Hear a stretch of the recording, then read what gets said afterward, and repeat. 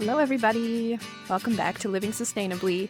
I'm Lila, and I'm thrilled to dive into today's episode with you.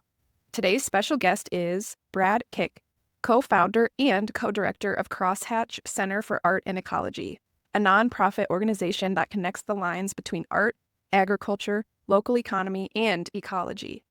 Brad's varied background in film study, environmental activism, graphic design, community organization, traditional music, writing, ecology, and permaculture plays a key role in shaping the cross-disciplinary work of Crosshatch. Brad and his partner Amanda have their roots dug into 10 acres in rural northern Michigan, Anishinaabe land, where they have raised pastured pigs and chickens, tapped the sugar maples, and practiced weaving people and places together.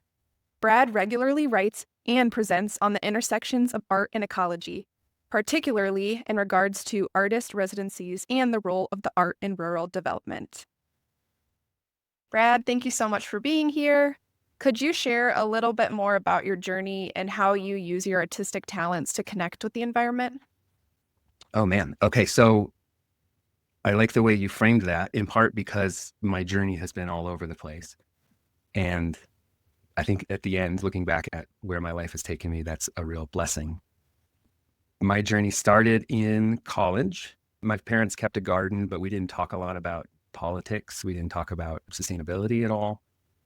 So it was in college where, of course, being in an entirely new environment, getting a lot of ideas thrown at me, that I really started thinking about sustainability, thinking about environmental action, thinking about the politics of all of this, and learning a lot about food. I remember walking to class and somebody handing me a pamphlet, and it was about factory farms. And I read the pamphlet on my walk, and by the time I got back to my house with my roommates, I threw out all the meat that was in my freezer and decided to become a vegetarian. And that lasted about a decade, and learned a lot through that process. And then really jumped in with both feet, became a canvasser. I knocked on doors for 5 years, working on a number of different campaigns, but most of them environmental.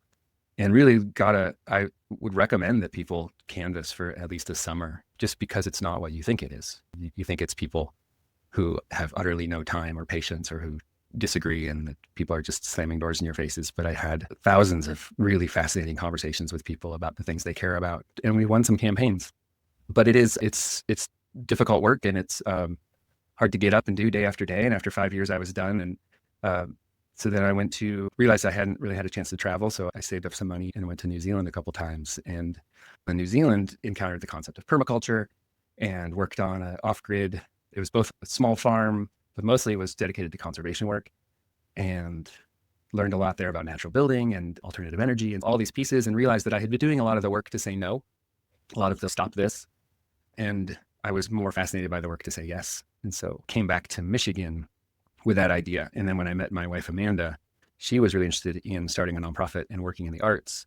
And those conversations where we basically courted by drinking martinis and eating nachos at her favorite local bar and just talking about nonprofit stuff. And she really brought me back into the art world that I left behind in high school, and realized the power of artist residencies and art as a part of these processes. And that also, over time, we've been doing that for 20 years now. And that's reawoken a lot of my own artistic background as a writer, which I did do a little bit of in college, but also as an illustrator and graphic designer.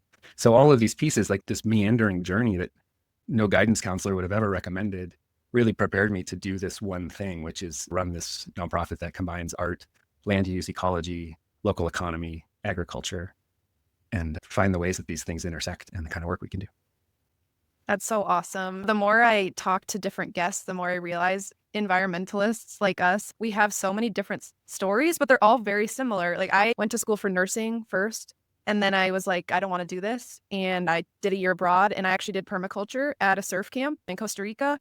And that was where I was like, yeah, I want to keep doing this. I want to change my major. So it's just really cool to see how everyone is, their journeys are different, but also really similar in a way too. So thank you for sharing that with us. And I know you were talking about loving agriculture and sustainable agriculture. So could you talk a little bit about Wendell Berry and how he discusses the concept of eating as an agricultural act? What are some of the ways we can adopt this mindset in our everyday meals?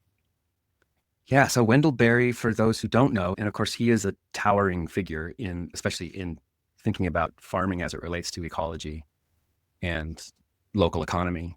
He's a farmer. He's a poet and an essayist and a fiction writer and a lecturer, and has still really he's in his early 90s, I think, and has been at the forefront of thinking about the way that all of these things are interconnected for a really long time. And I think it was 1972, he wrote a book called The Unsettling of America, where he called it. He saw what was happening in agriculture, which was the small family farms. Think about the small family dairies that had maybe 200 cows that were out on pasture. And for him, living in Kentucky, it was tobacco growers who maybe had a larger parcel, like 160 acres of tobacco, but then also had the small garden, or probably in their case, a pretty big garden for what we would think of, that just supplied the house. And how those farms were getting swallowed up, and that the way that the federal government was setting policy meant that you had to get big or get out. In fact, literally, Earl Butz, the Secretary of Agriculture, said to farmers, get big or get out. And Wendell Berry responded to that with this book where he really nailed everything that's been happening. And if you can imagine writing a book and then over the next 50 years, watching everything that you feared in that book come to pass, despite all of your best efforts to stop it, that's kind of where he has been. And now we see agriculture really in two ways. One is as this behemoth of industrial agriculture that's swallowing up animal habitat and landscapes and contributing to climate change in a major way. But then also we see this movement really for the last 30 years or so that's slowly growing for organic and permaculture and a more ecologically sound way of farming and farming well and figuring out how to actually make a living doing that. There was a second part to your question I'm not sure I quite got to. What are some ways we can adopt this mindset in our everyday meals? Yeah, that's a big one. The big one, right? If you're not a farmer, if you don't work in agriculture, how much can you impact the system? And things that we discussed a little bit over this introductory email when we were talking about setting this up was how much you have control as a consumer. And I think if there's any I want to deliver, it's that your power as a consumer but your power as a member of your community and as someone who can produce your own food. And I know I want to talk that a little bit, like what that means. And your power to connect with other people and make even the smallest changes is a lot more powerful than I think your ability to go into a grocery store and pick one brand over another because of something on the label that you approve of.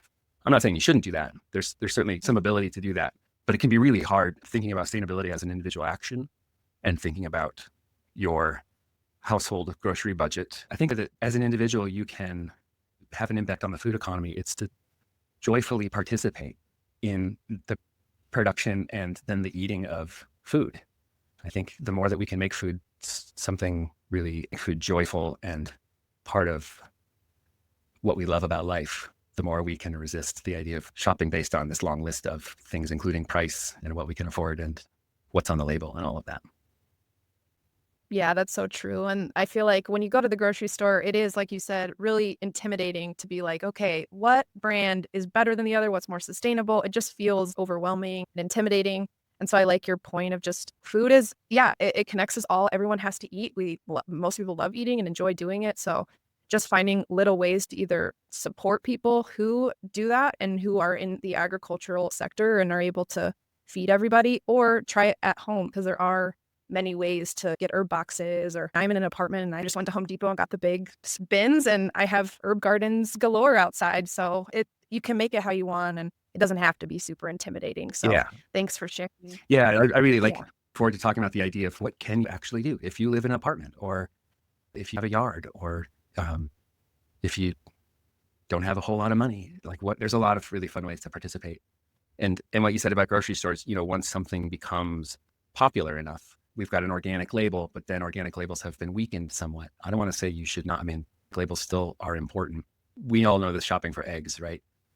That you can see 30 different varieties, not just brands, but of variations on how the chickens are fed and what cage-free means versus pastured and what's organic. And then know that why is this $8 and this one is much cheaper, but it's still labeled. And then as into the practices, you realize how much they've been able to find the loopholes to weaken the regulations and then do less than you think they're doing and still get the label on. So it's so tricky to navigate this as a consumer.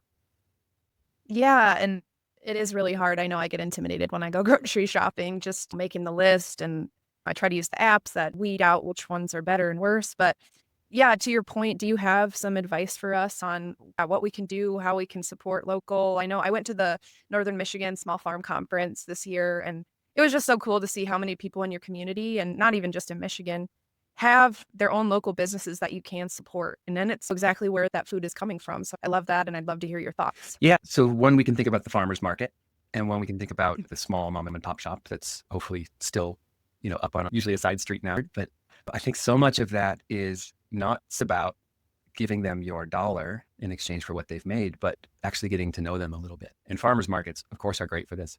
We walk through a farmers market. I'm actually like pretty shy when it comes to somewhere new. And you walk through the farmers market, and it's like, oh, I don't want to talk to this person because I'm gonna have to buy their vegetables or whatever. And but farmers get it. They make a sale, but they're also there because they are part of the community. They love going to market in part because of who else they see there. It's a little bit of a catch up with their neighboring farmers.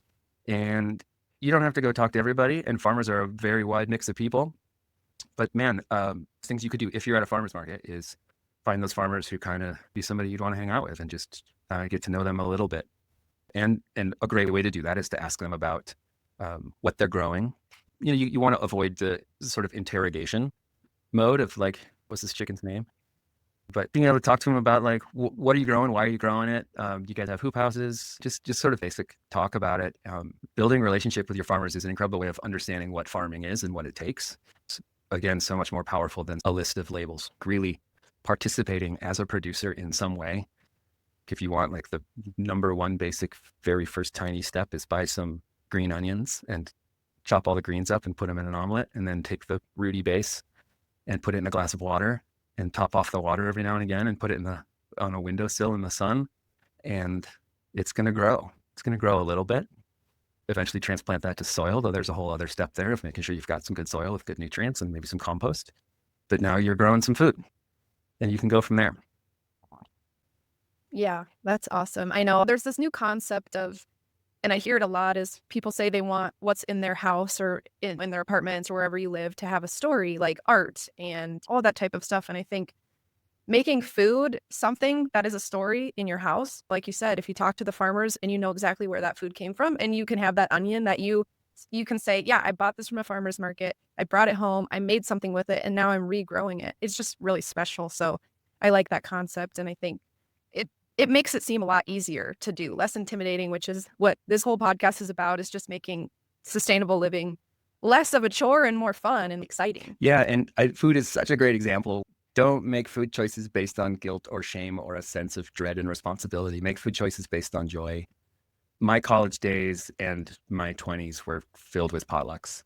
And man, people I knew really knew how to cook. And we had all sorts of different dietary restrictions, considerations. But when that table was full, it was like, it didn't matter as long as you knew what was in everything.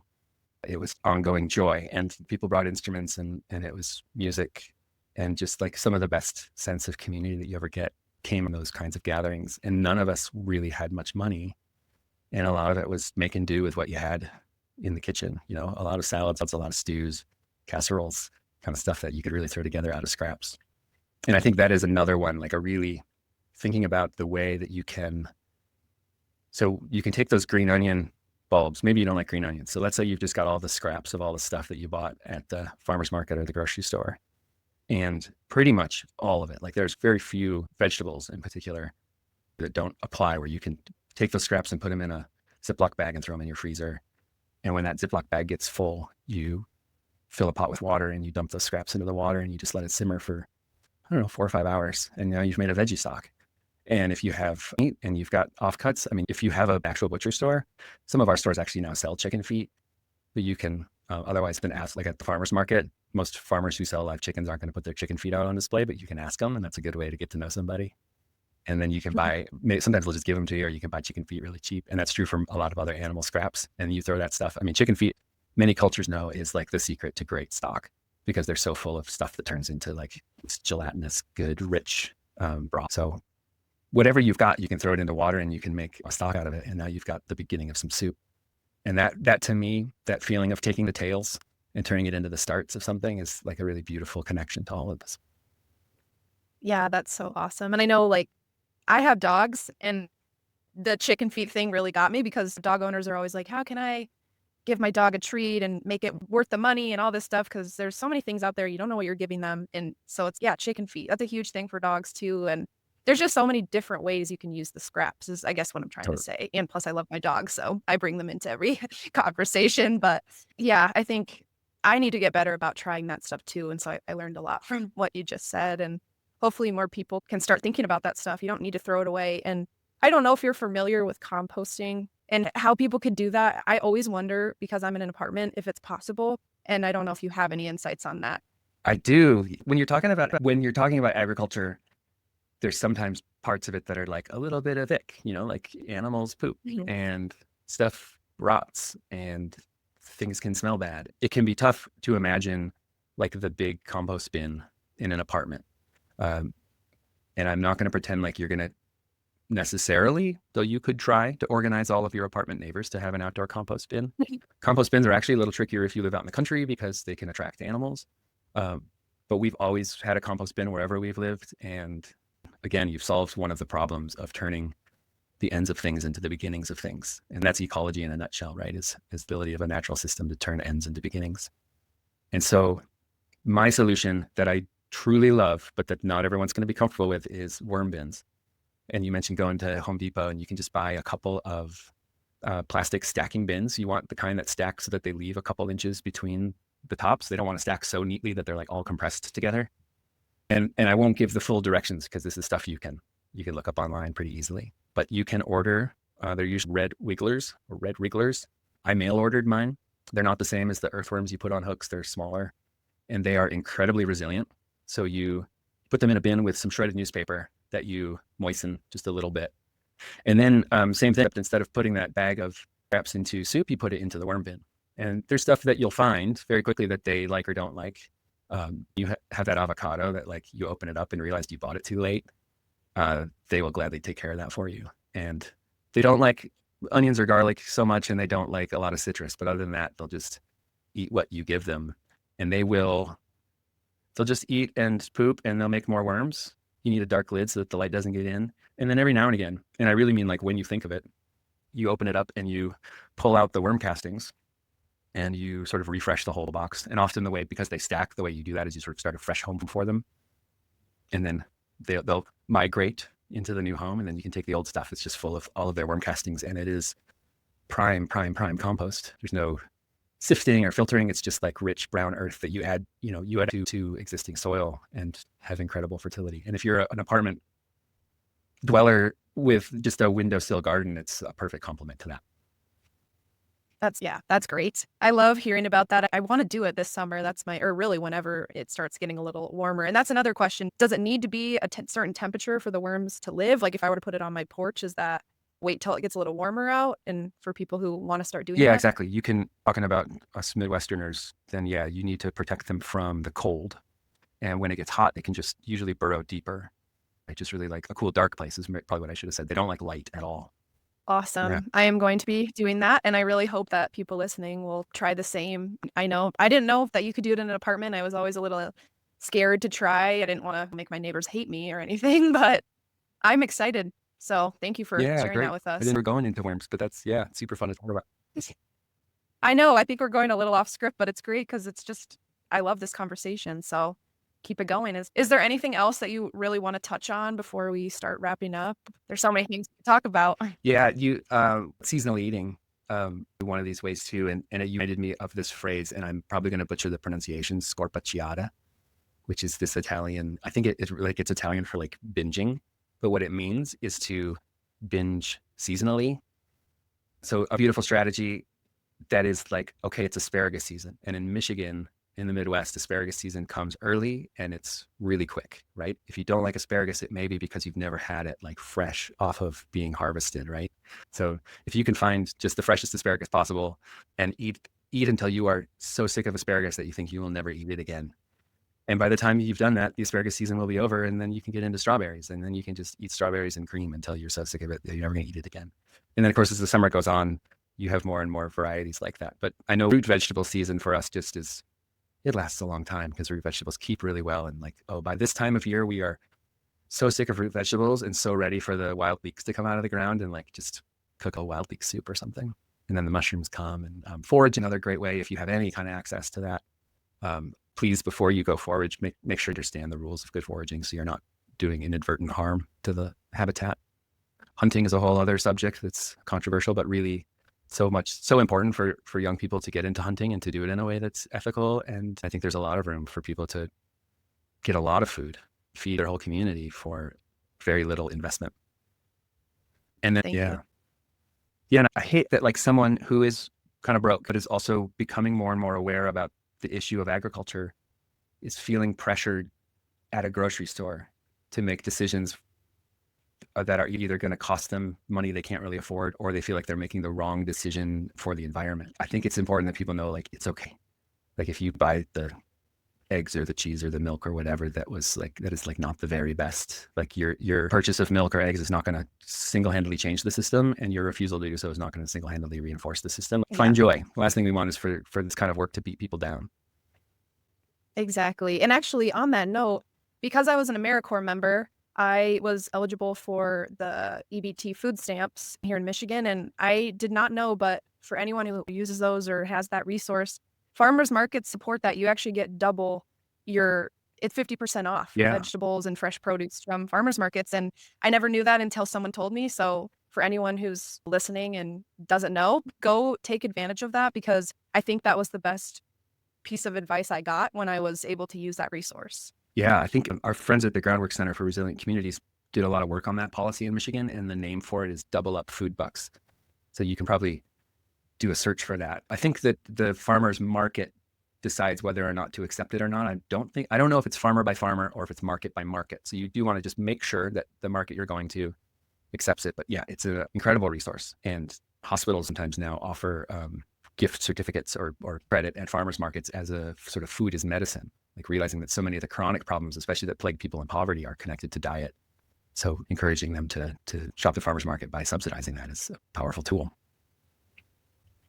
Yeah, I know I could go on about this topic forever. I love this whole conversation. I'm really excited for this podcast to air and for people to learn about agriculture and making good decisions, but not feeling like you're drowning in, oh gosh, what am I going to do? And how am I going to afford this? Because yeah.